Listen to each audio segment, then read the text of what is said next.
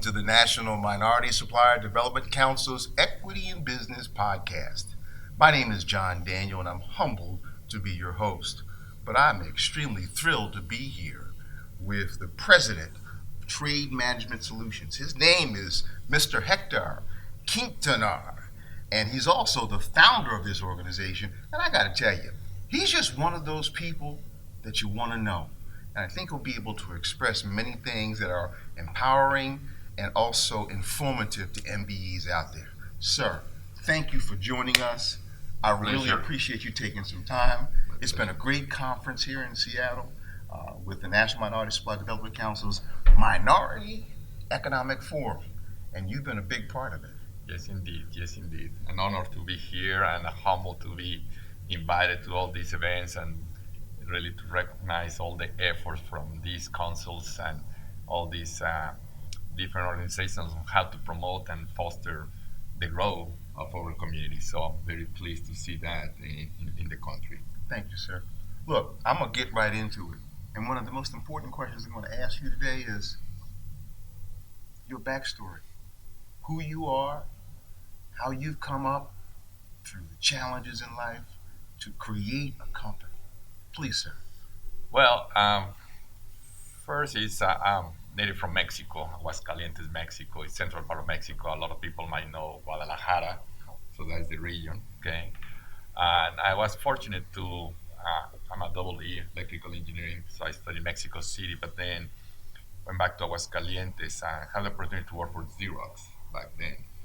So in the world of Xerox and manufacturing, copiers, there are several opportunities that came across, and if I can say the story why I was able to evolve and grow, is that there were so many opportunities that will come in these big corporations. Yes, sir. And usually you will need to raise your hand. Mm-hmm. Hey, who wants to do this? We need somebody to do this. We are looking for this role. And even that you don't have the skills, Yes. you have to be willing to learn and to devote extra time to make it happen. So in that part, I raised my hand more than once. They were looking for somebody to take care of customer experience, which was to come and visit all the customers in the US to receive all the beautiful grief for when the product doesn't work.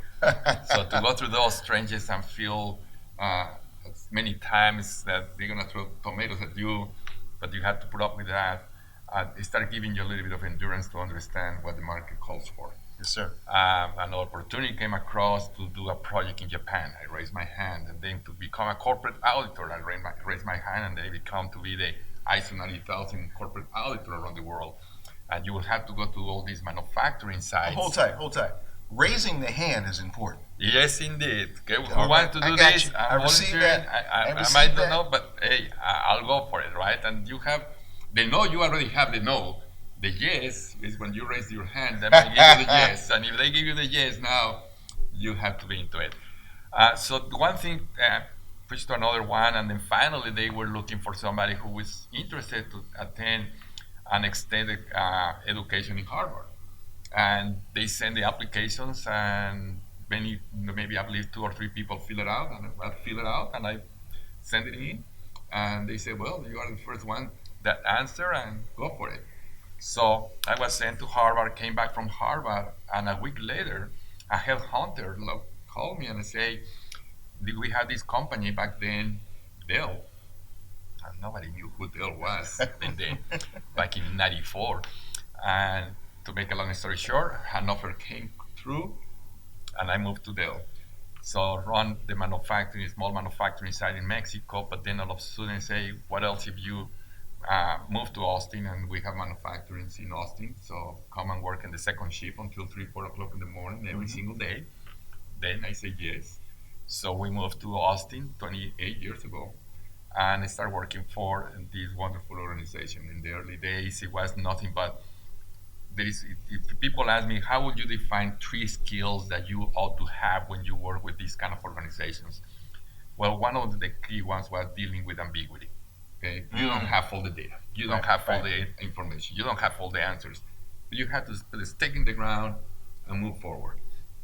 The second one that I recognized was empowerment. You had to when say empowerment means a lot, right? But is not to have fear to execute, to do things, to make decisions, right or wrong. But then right behind it comes the not just empowerment and the accountability. So when you learn those two ones, you say, okay, then you start making decisions that are through. You have to think about it. It's not just for the sake of it. You have to really put it through and put some data behind. And the other was great on every single decision has to do some financial analysis.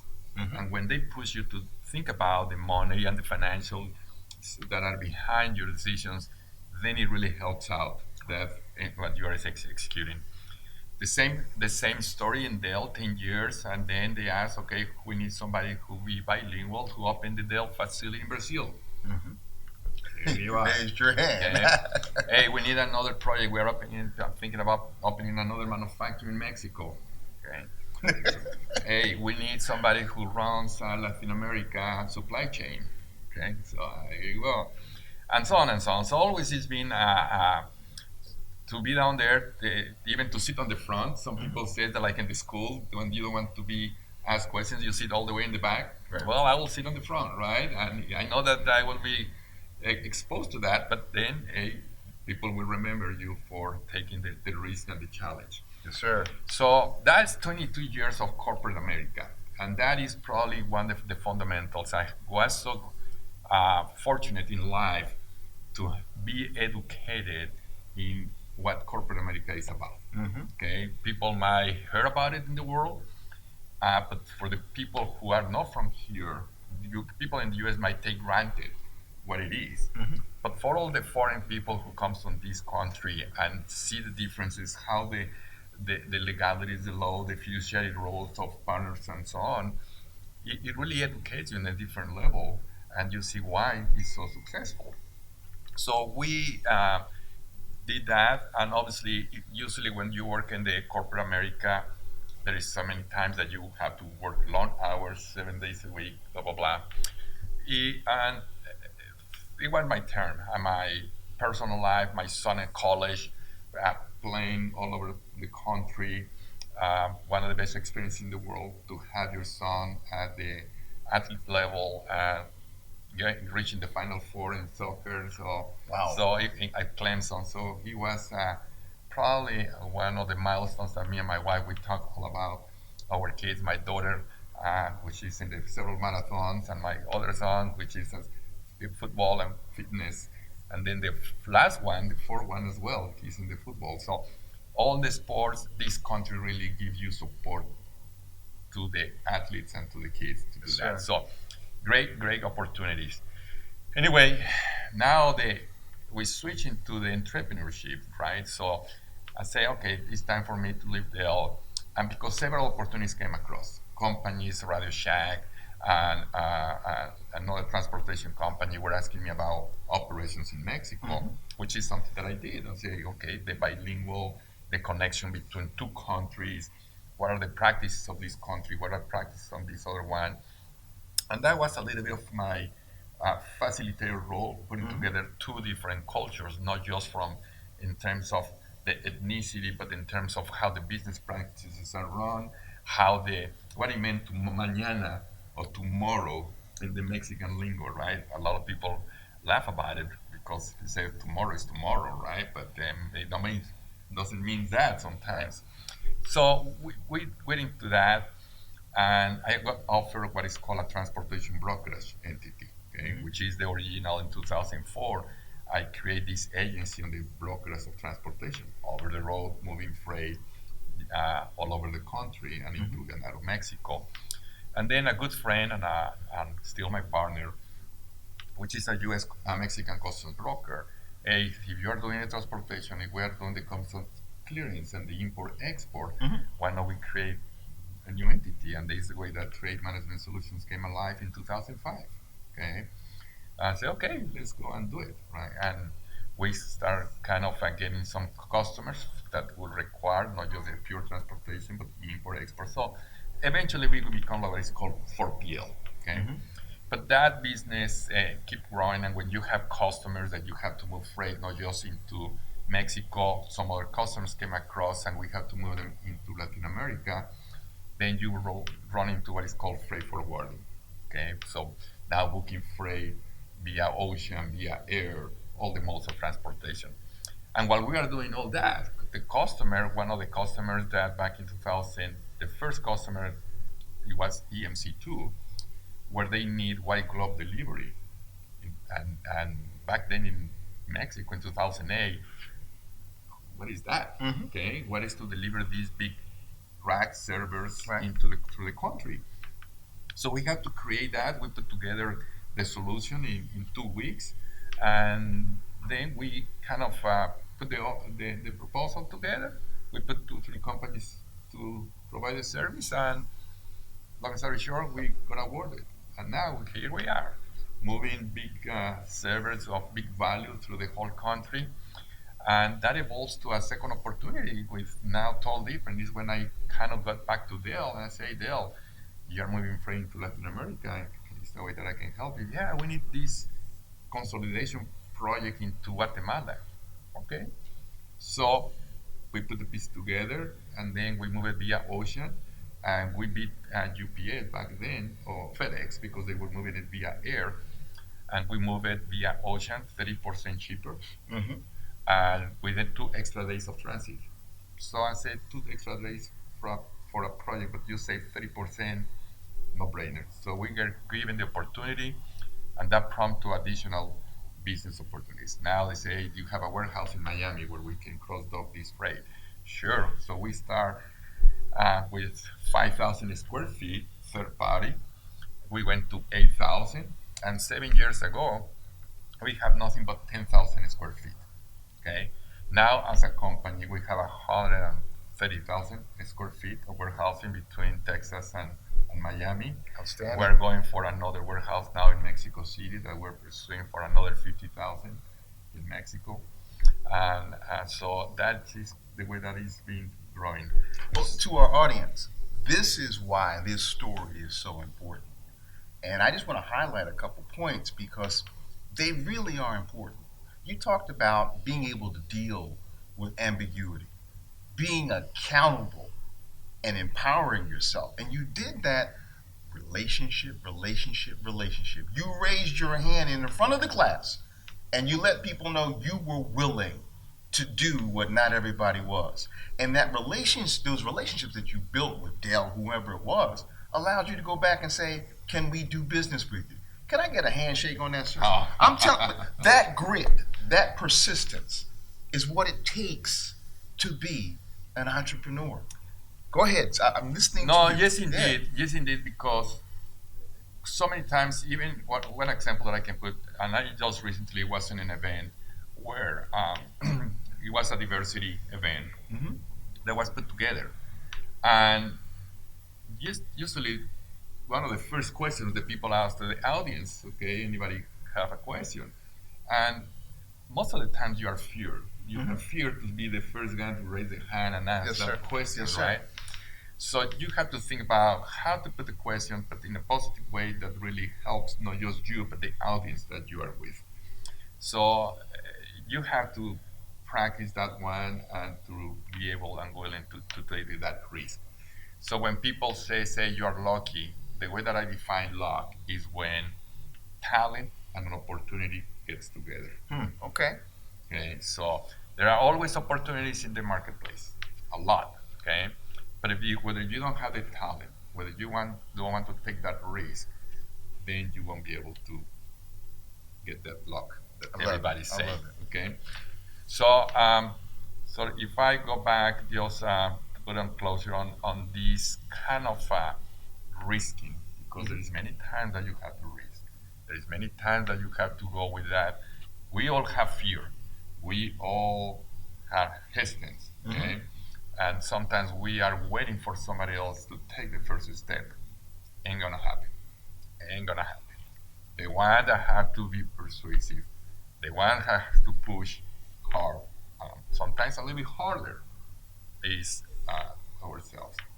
And I can say that back in 96, 97, when I came to the country, I went through the challenges of being a diversity or have different ethnicity. And I do still remember in my days when I made a decision to do A, and the boss came and said, "No, you do B," and then we were punished for doing B. And then the boss called me and said, "Hector, being from Mexico probably is because you need to learn more English and be more alert and this be how can I say the word receptive on what I was asking you to do, and you did it wrong." I said, "Well, you know what? I take the feedback. Thank you for your comments, and the only thing I can tell you is tomorrow, if not today, I'm gonna sign for additional English classes because English is not my native language, but I speak a little bit of Portuguese, I speak Spanish, and I speak a little bit of English. At least I have three. Okay, so but you have to take that as not to put you down, Right. but really to say, okay, if they are seeing me that is not enough, I'll go back to school and I'll get even better. It's Right? a learning opportunity. Learning I like it. opportunities. So those are the kinds of events that really help you to endure in your life. Well, with that in mind, the learning opportunity. You've been collaborating with the National Minority Supplier Development Council for a while. What kind of things have you done with them, especially around diversity, equity, and inclusion, but also any training that you've been receiving, things like that? Every time that I have attended this conference, you have two feelings in my mind. Yes. One is when you see people there and that you see them that they have succeeded, that they have done all this additional business, and you look at them and say, they are human as we are. Why I'm not there? What am I missing that I'm not there? Okay, and when you attend and you hear all the different events, well, they say, well, it's not that far that I can do the same. Okay, but at the same time, you look back and I say, oh, gee, I have made all this progress. So you're never happy for what you have done, or sometimes you don't recognize. Like today, I mean, to be here, I have not done anything other than survive and to keep my business going. But at the same time, you say, wow, yeah, there is a lot of progress that you have made. It's still a long way to go, but very, very encouraging to see the forum. The second one, there is a lot of openness. You will really find, not every single one, as always in life, but you find pockets of people who really want to work with you, okay, who are more receptive, and those connections is up to us to work. It's not up to them. They have too many things in the plate. They have too many options. Corporate America have many people knocking on their doors. So it's up to you to describe yourself and to be different than every single one that is knocking on the door. Okay, so they can open the doors. You're gonna be in the room, but if you don't raise your hand and if you don't speak out and if you don't present, ain't gonna happen. I love it. So it's on us more than anything else. To reinforce that, the console, and again, have helped me with introductions, with the process of corporate laws that I wasn't aware of. That really opens another venue of opportunities. Now I understand the rules and the engagements of the corporate laws and what you have to do.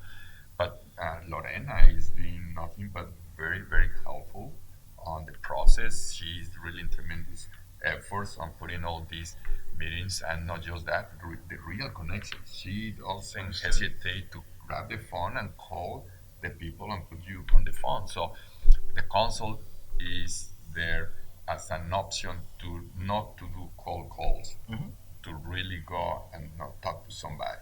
So that is a great, great opportunity. In the flip side, when I was seeing that, that prompted me to be part of what is called the Greater Austin Hispanic Chamber of Commerce. They invite me as a member, and then they invite me as a board member, and they invite me as an executive board member, and then they invite me as a treasurer. The last one is a chairman, but I say no. I have work to do. I say that's enough. No? Yes, sir. But I've been working on this organization, 800 members, Hispanic community, and the chamber. very strong in the central Austin.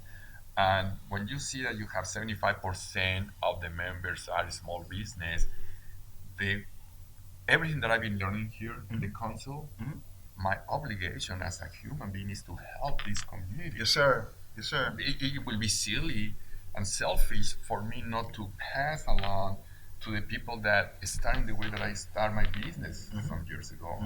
So I have devoted some of my time to the council and to the chamber of commerce to really kind of best practices and share each other. So that it really helps out to understand where you are, to keep you humble that it is not much, that you can do a lot more. Okay. So that's kind of my two answers on the council and in the chamber. Now, speaking about diversity and all the equity. Why is that important? Well, I have a little bit of mixed feelings. Okay. And because sometimes those feelings are created by yourself. Okay. First, in the company, 80% or 85% of the company is bilingual. Okay. We still have a small mid-size company, but we have presence in Mexico. We have offices in Austin, in Round Rock, and then in Miami, and we have satellite people here and there. And all of them, because the nature of our business has to be a lot of in Spanish, especially that we deal with all Latin America, and then India and China is okay. But when you bring all that people, at least in my mind, the last thing that I have to think about is diversity. I don't care whether it is yellow, brown, blue. I don't care. If the people have the skills to do the job, by no means, please come on board. Come on board, okay? And it's the way that sometimes I know that I have suffered that, but I try to put that behind, okay? And say it's up to Hector, to the company, to who we represent, on who we are, to move forward and not to be hesitant because they are criticizing you for the color of your skin or the accent of your English or whatever it might be.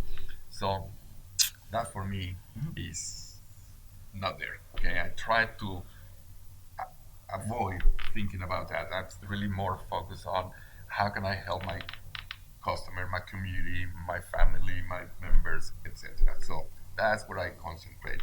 Although I respect that, I have had all kind of employees in the company, and as long as they perform and do what they're supposed to do, I have zero problem. I don't care. Okay. That's important. And I think that diversity, equity, inclusion really have to do not just with the hue of your skin and the texture of your hair, but that you're pounding on your craft to be the best that you can be. And that certainly needs to happen in communities that have been underserved. But I think what you said makes all the sense in the world. You're looking for people who have the skills and are continuing to educate themselves on how to be the best at those skills. So I think it makes all the sense in the world. I also think the way you describe how you evolved yourself is something that you like to see your people do too. You want to see them raise their hands, right? I can give you a couple of examples. Some of our employees, two of them, I believe 17 years with us, almost since we created the company. So that tells you why they haven't left. Okay, well, good reasons why. But actually, today, my general manager, he's the one that came, ex-CFO from American Express. My son, which is now a part of the company, who is an athlete. And athletes, they have the mindset of winning no matter what, right? So they have come from doing A and growing and growing and growing and growing in the company to today they are part of the leadership team. Okay, have two more than finance person who started just actually one. Let me take back one of the people who was doing the janitorial services. She migrated from another country, and she have all the paperwork and did the janitorial. And what she was doing that while her husband being recertified as a doctor So she was working in two jobs. She's become my admin, and now it's everything that relates to travel, office admin. She's the person to go. And her husband managed to be promoted to a doctor in Florida and said, I'm leaving, I'm going to Florida, but I don't want to leave you. And she works out of Florida for us. So it's when you see people growing and helping them to grow. I will never hold back anybody who wants to grow, whether it's the company, whether it's somewhere else. Please, please, by no means. Okay. So that is some of the stories that I can share. That when you talk about helping and growing, Right. not just you, but the people around you, is important. And Hector, this is powerful. I mean, you create circles of support to allow people to grow. Each of us has that capacity. It's a matter of choice, as you said it. Now, as we come to a close on this, I have two more basic questions. One is about the future of your company, and the other is about the future of your ongoing relationship with the National Minority Supply Development Council. Um, what do you see? Where are you going forward with your company? What's your vision of it? Uh, we have engaged in several strategic sessions, and right now I'm in the burst. And I learned this on the council many years ago that you have to create your board.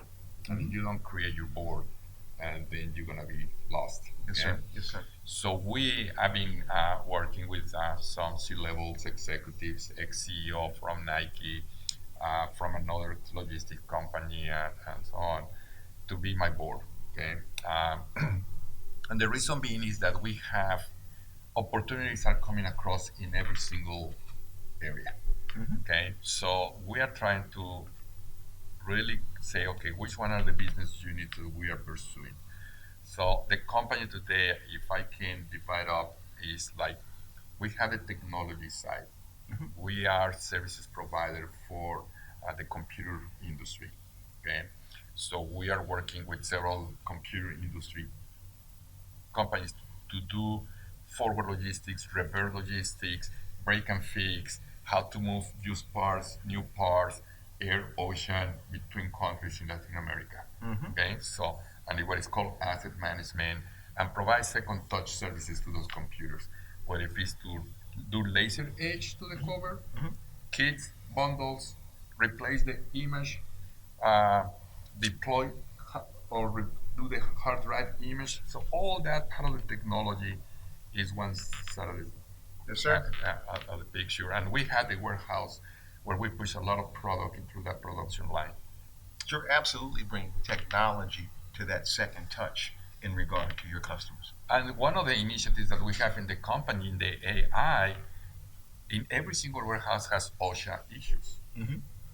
So we are working with a company who we are using the video of the cameras to convert that into data and to prevent us from accidents, as OSHA calls for, pallets out of position, forklifts where they shouldn't be, people walking where they shouldn't be walking by.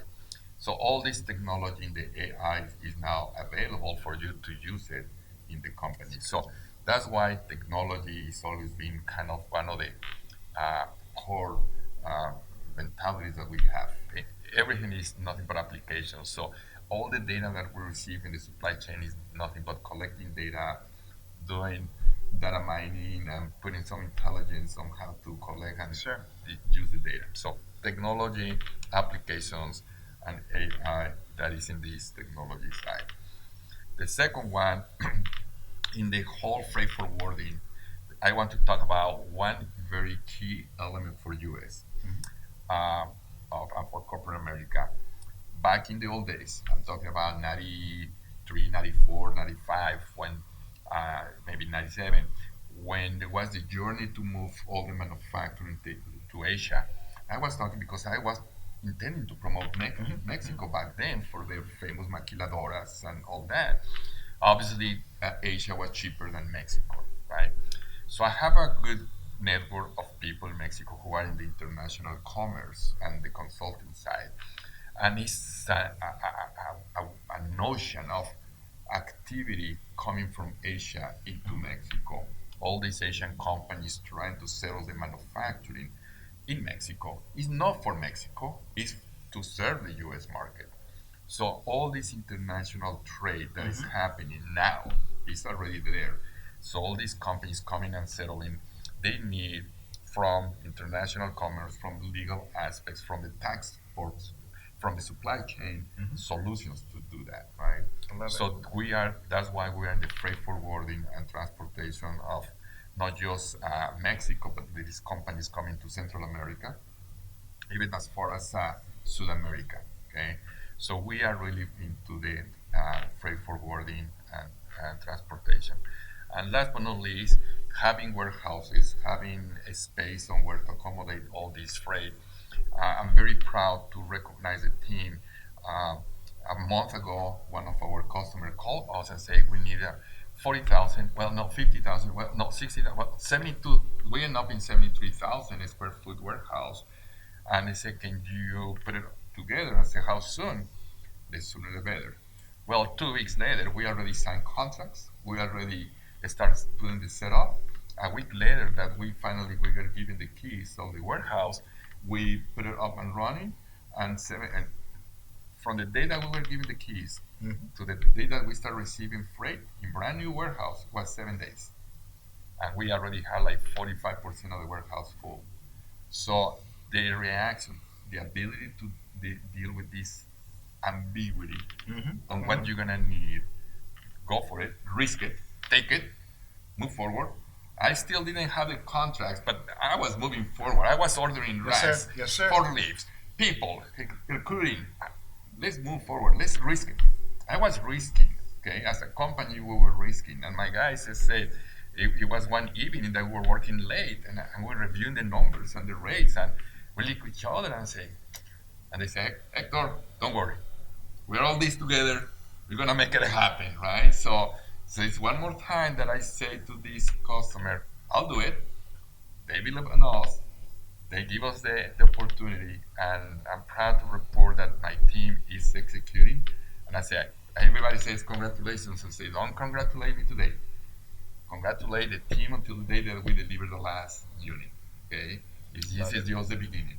So we're grateful for the opportunity, but talking about congratulations, it's gonna be the day that we fulfill the obligations and we deliver as what the customer is expecting. This is inspiring. It's empowering. Last thought, because I'm just energized by all the things you said.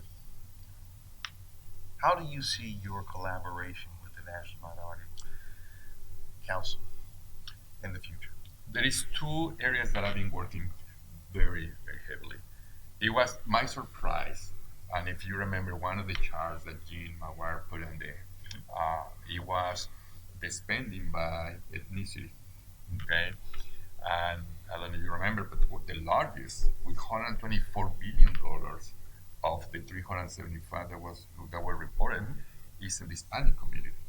So it's the number one. Although I don't sense that it's a lot of representation of the Hispanic community in this country. And that's the reason that I engaged with Ramiro Cavazos, which represents all the Hispanic chambers, with local Marcos. And then my participation in the Austin Chamber of Commerce is on how to bring all this Hispanic community who have business, but they have been not recognized at this level because they can do much more.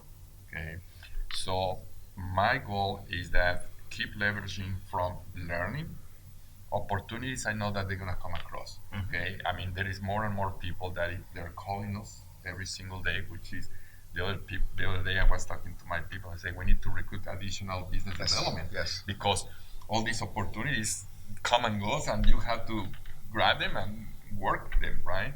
It's not that it's gonna be the whole life down there waiting for you. So we need to keep working on business development and develop all these opportunities coming across from the council. But in the flip side, if the council is been helping me on to reach to the level that I am today, it's my obligation now, if I'm part of these chambers, to bring that community and put them together. So my goal is a twofold, from the business side and from the community side. That's kind of what I'm working. It's powerful.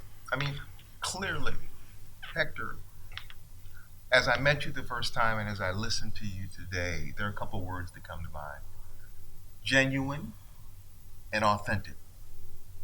These are the things that any customer wants as they're receiving products or services from someone who supplies them. I think that the quality assurance that comes with that is at your heart and your head. And I just appreciate who you are, let alone the skills that you've earned. You learned, you earned, and now you owned. And it all came together. Thank you, sir. Thank you, sir. You Thank are you. inspiration. No, I appreciate no, you, it's man. just living life every single day. I love it. I love Okay. it. No, thank you for the opportunity. It's my pleasure, and hopefully I can inspire the community, the people who we represent, Yes, sir. not just Hispanic, but all entrepreneurs of the world, and the opportunities that this marketplace called US of America gives you, right? And Absolutely. corporate America. So Absolutely. very grateful for that. Thank you, sir. Have a day. Cut.